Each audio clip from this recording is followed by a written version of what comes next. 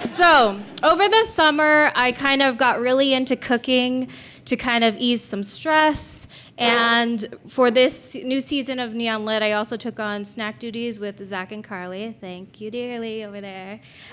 So I was trying to think of what kind of recipes would make up the talented and unique individuals reading for us tonight. So these are those recipes. To kick us off for the night, second-year Ph.D. fiction fellow Joe Milan requires only 3 simple ingredients to have you on your way to a healthier, more balanced diet. You take 1 cup of sweat wrung from a particularly ripe baseball cap, 1 square foot of freshly chopped artificial turf, preferably from Husky Stadium, and 1 whole bottle of imported soju. A little less, of course, if you want to taste for test, or test for taste, oops. Mix ingredients thoroughly, bake at 350 for 30 minutes, and enjoy all the wisdom and Uncle Joe jokes that follow. Please welcome Joe Milan. Hi, everyone. Some people call me Uncle Joe, but for those of you who don't know me, from 2007 until about 2016, I lived in South Korea. And there's a weird thing that happens about twice a year. There's these air raid sirens. And it's the oddest thing when these hugely populated cities just go silent.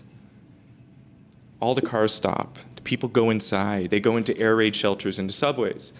And that's because most of the population of Korea, about 25 million people, live under what's called the artillery umbrella from North Korea. All along the DMZ, there are guns, motors, missiles, chemical weapons, biological weapons, and within the first few hours of any sort of war, 25 million people would be subjected to that. Now, how do you live like that for generations? And with all the news recently, I've been having a lot of these discussions with people back here in America, like what is that like?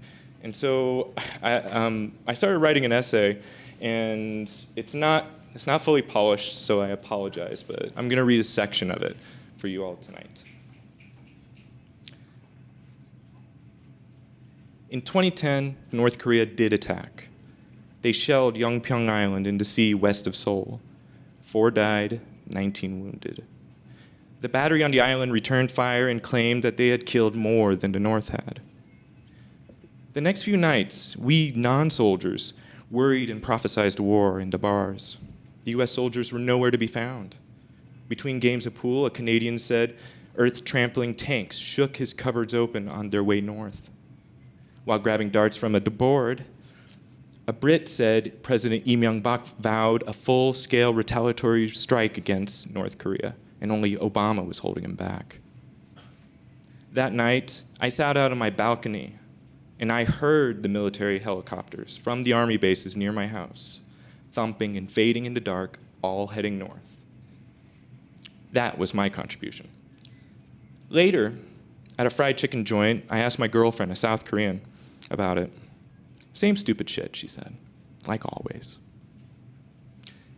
If the Koreas make the news, it's because the North did something.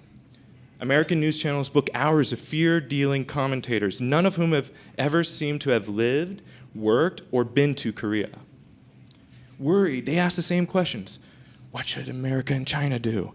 When will the North Korean madman attack America and freedom? Sometimes they'll go to a reporter on the streets of Seoul and ask, how are they taking it? In the unfocused background, people hurry to catch buses, high school couples hold hands, vendors sell snacks, and the elderly occupy the parks. The reporter disappointedly admits, well, it's business as usual. However, there's an undertone to the usual. Below the sizzling meat in the restaurants, there's a bass hum, similar to families whispering about their estranged. An Uncle Donnie who bankrupted another business. A cousin Stevie, who is a closeted racist and robbed a Burger King. We all know that bad kinfolk tone that echoes shame and drips fatigue within a husk of hope. The usual business. has included nightmares of North Korean commando squads attacking the Blue House, South Korea's White House, in an attempt to kill the South Korean President Park Chung-hee, dictator. They have burrowed invasion tunnels under the DMZ, bombed diplomatic delegations, bombed planes, DMZ firefights, kidnappings, assassinations, and more. What is often lost on journalists who cover this story is that these very real threats fueled the fear needed to support dictators, keeping South Korea locked into a cycle of one authoritarian leader after another. The enemy will come for you. Your children, your stuff. Only the dictator can save you. Only he can make America great again. Only he can make Korea safe again. The drills reminded them once every month and the people huddled in shelters after the sirens while the army and police marched the streets and fighters screamed through the air. But fear gets stale and wears out.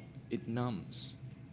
Once that happens in a country claiming to be a republic, the people start demanding real civil rights, real elections. By the close of the 80s, South Koreans had fought through smoking tear gas and police skirmish lines and became a fledgling democracy. South Koreans continued to scrape away the sirens of dictatorships from the halls of government, most recently with the impeachment and arrest of President Park Geun-hye, the daughter of longtime dictator Park Chung-hee. The scars of fear still remain, like the sirens, like Yeongpyeong Island.